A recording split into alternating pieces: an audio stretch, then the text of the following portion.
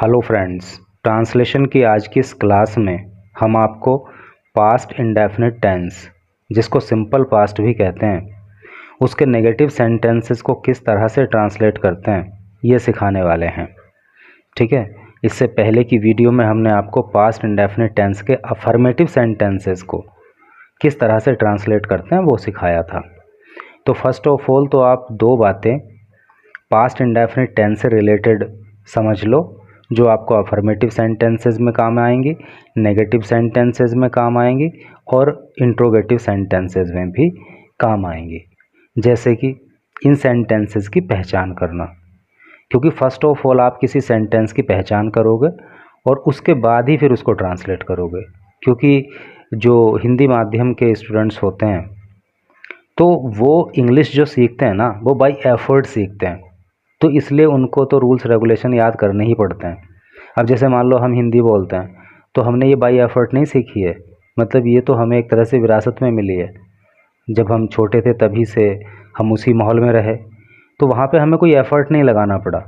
लेकिन इंग्लिश चूँकि हमें माहौल में नहीं मिली है, तो इसलिए हमें बाय एफ़र्ट जब इंग्लिश सीखनी होती है तो हमें ट्रांसलेशन की नॉलेज होना नितांत आवश्यक होता है, वरना तो आदमी ना तो इंग्लिश बोल पाता है ढंग से, ना तो किसी एग्ज़ाम में अच्छे से परफॉर्म कर पाता है। तो यदि आप अच्छा इंग्लिश बोलना चाह रहे हो, अच्छा एग्ज़ाम में परफॉर्म करना चाह रहे हो, तो ट्रांसलेशन आपकी स्ट्रॉन्ग होनी चाहिए। तो फर्स्ट ऑफ ऑल आप पहचान देख लो कि पास्ट इंडेफिनिट टेंस की पहचान क्या होती है। तो दो पॉइंट्स यहाँ पे ध्यान देने योग्य हैं। जैसे कि इस टेंस में कार्य बीते समय का मतलब भूतकाल, जो समय बीत गया, में होना पाया जाता है। एक बात तो ये। दूसरी है कि पास्ट इंडेफिनिट टेंस के वाक्यों के अंत में ता था, ती थे, ते थे, आ, ई, ए आदि शब्द आते हैं। ठीक है। तो इस तरह से अगर दो चीज़ें ये किसी सेंटेंस के अंतर्गत होना पाया जाए कि कार्य बीते समय में हो रहा हो और सेंटेंस के लास्ट में ये शब्द आ रहे हो, जैसे ता था, ती थे, ते थे, आ, ई, ए, तो समझ जाना कि वो पास्ट इंडेफिनिट टेंस का सेंटेंस है। और जो पास्ट इंडेफिनिट टेंस के सेंटेंस को ट्रांसलेट करने के रूल्स होते हैं उन्हीं को अप्लाई करना है। तो आज बात करेंगे नेगेटिव सेंटेंस की। नेगेटिव सेंटेंस में क्या होता है? नेगेटिव का मतलब हिंदी में होता है निषेधात्मक या नकारात्मक। तो इस टेंस के सेंटेंसेस को ट्रांसलेट करते समय, अर्थात जब आप पास्ट इंडेफिनिट, वही इस टेंस का क्या मतलब है कि जब पास्ट इंडेफिनिट टेंस के सेंटेंसेस को आप ट्रांसलेट करोगे तो क्या करना पड़ेगा? सभी कर्ताओं, यानी कि सब्जेक्ट चाहे कुछ भी हो, एक वचन हो, बहुवचन हो, कुछ भी हो, सभी सब्जेक्ट के साथ क्या करना है आपको? डिड नॉट का प्रयोग करना है नहीं? तथा वर्ब की फर्स्ट फॉर्म का प्रयोग करना है। जब हमने आपको अफर्मेटिव सेंटेंस पढ़ाया था तो आपको बताया था कि आपको वर्ब की सेकंड फॉर्म का प्रयोग करना है, लेकिन नेगेटिव सेंटेंसेस में हम आपको बता रहे हैं कि आपको वर्ब की फर्स्ट फॉर्म का प्रयोग करना है, और ये बहुत ही ध्यान देने योग्य बात यहाँ पे है। तो क्या रूल रहेगा, मतलब किस नियम के आधार पे आप सेंटेंस को ट्रांसलेट करोगे? भाई सबसे पहले तो आप सब्जेक्ट लिखोगे, ठीक है। उसके बाद आप डिड नॉट लिख दोगे। सब्जेक्ट चाहे कोई भी हो, एक वचन हो, बहुवचन हो, सबके साथ डिड नॉट लगाना है। उसके बाद वर्ब की फर्स्ट फॉर्म लगानी है, जो मेन वर्ब होगी उसकी सेकंड फॉर्म यहाँ पे यूज नहीं करनी है आपको, बल्कि फर्स्ट फॉर्म यूज करनी है। उसके बाद जो है आपको फिर ऑब्जेक्ट लिखना है। तो इस नियम के आधार पे आप जो है सेंटेंसेस को ट्रांसलेट कर सकते हो। मैं एग्जाम्पल के माध्यम से आपको समझाऊंगा तो चीज़ें बहुत ही क्लियरली आपको समझ आने वाली है। जैसे कि एक सेंटेंस यहाँ पे आया, ये मैं आगरा नहीं गया, है नहीं? तो देखो प्रैक्टिकल समझते हैं चीज़ों को, प्रैक्टिकली, कि ये पास्ट इंडेफिनिट टेंस का सेंटेंस क्यों है। देखो पास्ट इंडेफिनिट टेंस का सेंटेंस ही इसलिए है क्योंकि मैं आगरा नहीं गया, तो आगरा जाने का काम जो है वो बीते समय में हुआ ना, ये सेंस आ रहा है इससे। तो जो हमने पहली पहचान बताई थी कि काम जो है बीते समय में अर्थात भूतकाल में होना पाया जाता है, तो कार्य बीते समय में हो गया। और फिर हमने बताया था कि ता, ती, थे, आ ई ए ऐसे करके लास्ट में आता है। तो ये आया ना गया, यह पे आकर डंडा लग गया तो आ गया गया। मैं आगरा नहीं गया, तो दोनों पहचान कंप्लीट हो गई। तो पास्ट इंडेफिनिट टेंस का सेंटेंस हो गया, और कैसा हो गया? नेगेटिव, क्योंकि नहीं आ गया। तो क्या फिर इसका हुआ?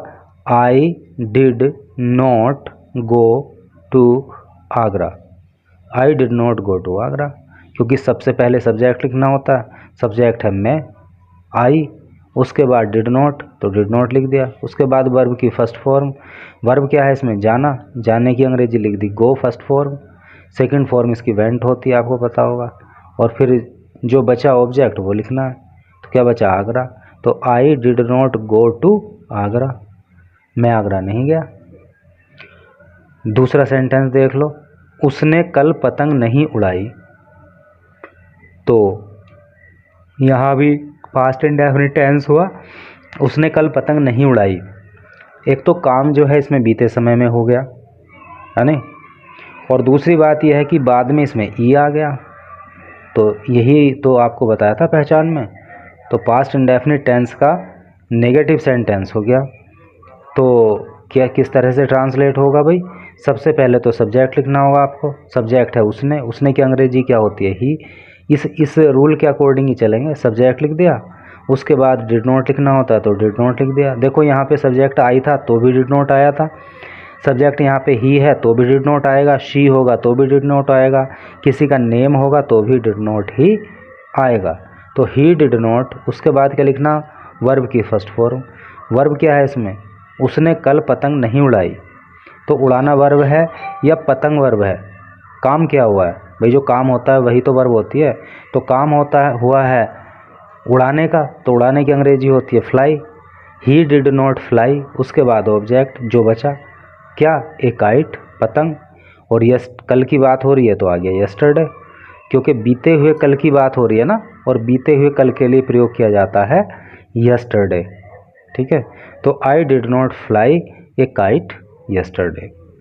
और ये नेगेटिव सेंटेंस को ट्रांसलेट करने के 3 नियम हैं। तो एक तो मैं आपको बता चुका, 2 और रूल हैं, इनको भी पढ़ लो, इनको समझ लो, बस हो जाएगा complete negative sentence.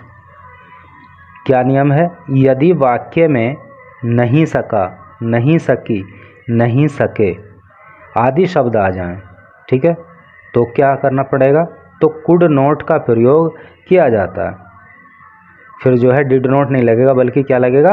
Could not, तथा वर्ब की फर्स्ट फॉर्म लगाई जाती है। बाकी सारा नियम पिछले वाला ही है, बस डिड नॉट की जगह कुड नॉट कर देना है। तो इसके एग्जाम्पल देख ले रहे हैं।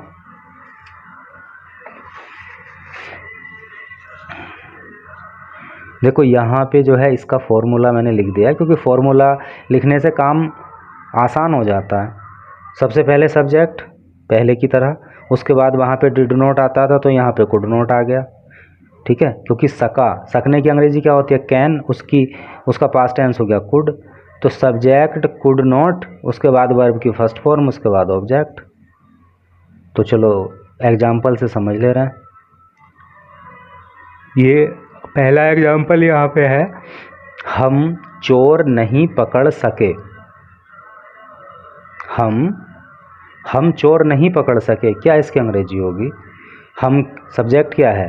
पहले सब्जेक्ट लिखना है, सब्जेक्ट है हम की अंग्रेजी होगी वी। उसके बाद क्या है? Could not. भाई नहीं सके, इन 2 की अंग्रेजी आ जाएगी ना, नहीं सके क्या? कुड नॉट, तो कुड नॉट आ गया। उसके बाद वर्ब की फर्स्ट फॉर्म, वर्ब क्या है? चोर नहीं पकड़ सके, पकड़ने का काम बताया जा रहा है ना, तो पकड़ने की अंग्रेजी होती है कैच। तो वी कुड नॉट कैच, और क्या बचा? चोर, तो द थीफ लिख दिया। We could not catch the thief, हम चोर को नहीं पकड़ सके। दूसरा एग्जाम्पल देख लो। दूसरे एग्जाम्पल में क्या बोल रहा है? तुम कल स्कूल नहीं जा सके। हैं? तुम कल स्कूल नहीं जा सके, क्या इसका ट्रांसलेशन होगा जी? सब इसी रूल पे आधारित होगा ना, क्योंकि नहीं सके आ गया ना। तो सबसे पहले सब्जेक्ट लिखना है, सब्जेक्ट है तुम की अंग्रेजी हो गई यू। उसके बाद जो है कुड नॉट लिख दिया। उसके बाद वर्ब की जो है फर्स्ट फॉर्म लिखनी होती है। वर्ब क्या है इसमें? जाना, तुम कल स्कूल नहीं जा सके, जाने की अंग्रेजी हो गई गो, यू कुड नॉट गो, और फिर ऑब्जेक्ट ऑब्जेक्ट जो है जो बचा वो लिख दो, गो टू स्कूल, और कल, कल की अंग्रेजी आ गई yesterday, you could not go to school yesterday. Yesterday को जो है चाहो तो शुरू में भी प्रयोग कर सकते हो, इससे ज़्यादा कोई फ़र्क पड़ता नहीं है। तो 2 रूल हो गए। अब तीसरा रूल और छोटा सा है, इसको देख लो और ये क्लास हो जाएगी एंड। इसमें कह रहा है कि यदि सेंटेंस में कभी नहीं शब्द का प्रयोग हुआ हो तो इसकी अंग्रेजी नेवर लिखते हैं तथा वर्ब की सेकंड फॉर्म का प्रयोग करते हैं। ठीक है, यानी कि जब कभी नहीं शब्द, क्योंकि कभी नहीं का मतलब नेवर होता या नेवर का मतलब कभी नहीं होता, तो जब नेवर का आप प्रयोग करोगे तो फिर वर्ब की सेकंड फॉर्म नहीं लिखी जाएगी। पिछले दोनों रूल में बता रहा था ना कि वर्ब की सेकंड फॉर्म लिखी जाएगी, लेकिन यहाँ पे वर्ब की जो है सेकंड फॉर्म लिखी जाएगी। पीछे बताया था कि सेकंड फॉर्म नहीं लिखी जाएगी, वहाँ पे फर्स्ट फॉर्म का प्रयोग कर रहे थे। तो क्या फिर इसका रूल हो जाएगा? इसका रूल ये हो जाएगा कि सबसे पहले सब्जेक्ट लिख दोगे, उसके बाद नेवर का यूज कर दोगे, उसके बाद वर्ब की सेकंड फॉर्म लिख दोगे, उसके बाद ऑब्जेक्ट लिख दोगे। एग्जाम्पल से समझ लो तो पूरा एकदम क्लियर हो जाए। उसने कभी झूठ नहीं बोला, तो जो भी हमने आपको रूल पढ़ाया उसी के अकॉर्डिंग ये सेंटेंस ट्रांसलेट होगा ना, क्योंकि कभी नहीं यदि आ जाता है तो रूल ये हो जाता है। और कभी नहीं इसमें आ रहा है, देखो कभी यहाँ पे आ रहा है, नहीं आ रहा है। ऐसा नहीं है कि कभी नहीं एक ही जगह हो, पूरे सेंटेंस में वो कभी भी मतलब कहीं भी हो सकता है, उससे नहीं फर्क पड़ता। उसने कभी झूठ नहीं बोला, क्या इसकी अंग्रेजी होगी? सबसे पहले सब्जेक्ट लिखना है, सब्जेक्ट लिख दिया ही लिख दो या शी लिख दो, क्योंकि जेंडर का पता नहीं लग रहा है यहाँ पे। शी, उसके बाद कभी नहीं की अंग्रेजी होगी नेवर, शी नेवर, उसके बाद वर्ब की सेकंड फॉर्म।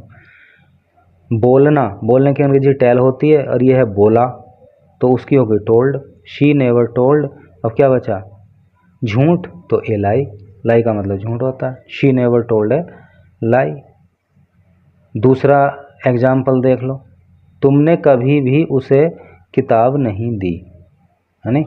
तो देखो कभी यहाँ पे आ रहा है, नहीं यहाँ पे आ रहा है, इससे कोई फ़र्क नहीं पड़ता, लेकिन कभी नहीं यदि है तो नेवर का ही प्रयोग करोगे, डिड नॉट नहीं लगाओगे।